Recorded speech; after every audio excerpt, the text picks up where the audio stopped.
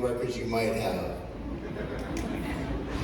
As you can tell, I'm Beatle Bob, and I've been collecting the Beatles for over 40 years now, and in that time I've amassed over 1,000 records of theirs. I've also run a record business for 12 years that dealt with rare and unusual records. Now before we get to the fun part here, I do have to mention that all the prices I may mention are for mint records and prices fluctuate. My love of the Beatles started with my mom, who had one Beatle record, Beatles' second album. And I asked her, I said, who are these guys? She's like, oh, they're some band in the 60s. Well, the fact that she was an Elvis Presley fan might have something to do with her answer. Now, I love collecting the Beatles for the music and even for the value of the records, but honestly, a lot of times it's the thrill of the hunt.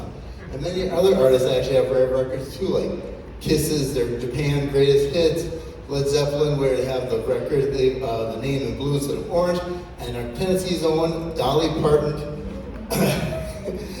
Here is one of the most counterfeited records in the world, introducing the Beatles. There are over 30 variations of this record alone.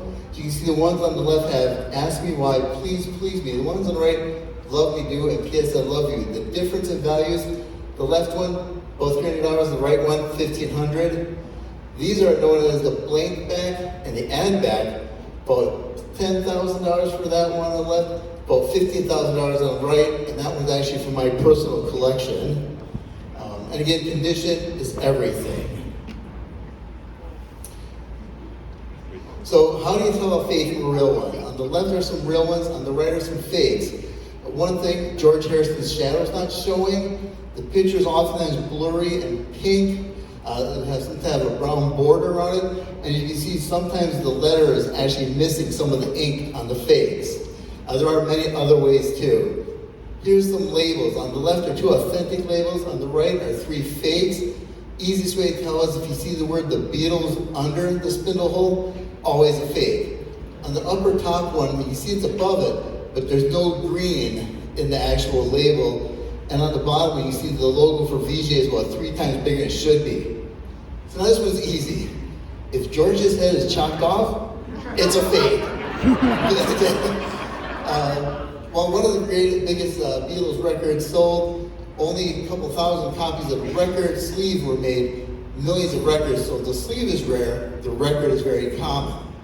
Now here you can see 2 records that look similar, but there's $1,000 difference between them. So take a look and see if anybody can catch where there's $1,000 to be made on this record.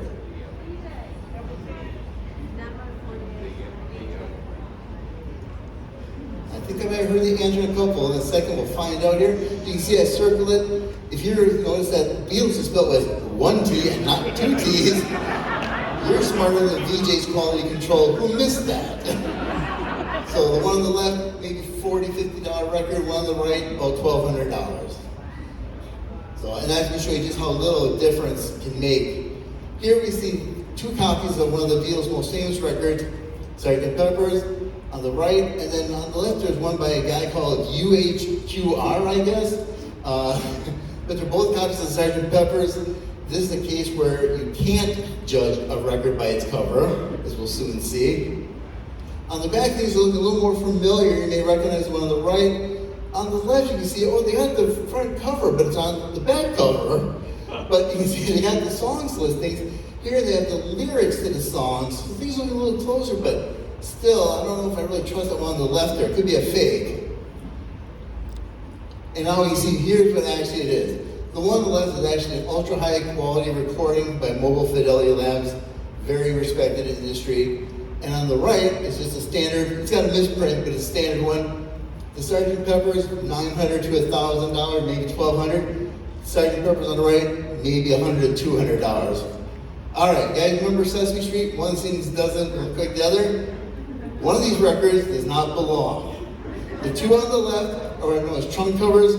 The one on the right is known as a butcher cover. So guys, think about which do you think is a record that doesn't belong? I'll give you a few seconds to think about it. Oh, surprisingly, actually the first record, the one on the right was actually the original release for this record, and it was pulled. And as you can see on the second record there, I circled it, they actually took and pasted the new cover over the old cover because people got paid by how many parks they did per hour.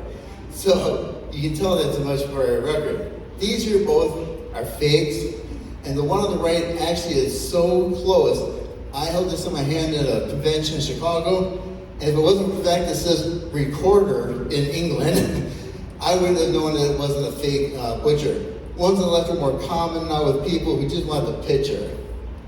Here you can see some promotional material for the album with an article and from England, the Disc and Music Echo magazine, the promo for Paperback Rain and Rain, and the US promo poster for the record, which actually is also from my collection.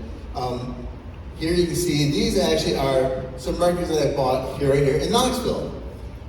The one on the left is the Mexican version of Real Music, $15, $25. German Hard Day's Night, $40 to $50. And the Yellow Submarine and Red Vinyl from Japan, about $300. These are all bought in the Knoxville area. As you can see here, there's plenty of places to buy records in Knoxville or sell. And oftentimes, buying local is better because whether it's actually trying to do it or not, there are many fakes online that people are selling, whether you know it or not. So I always recommend people, if you're gonna buy something rare, go local.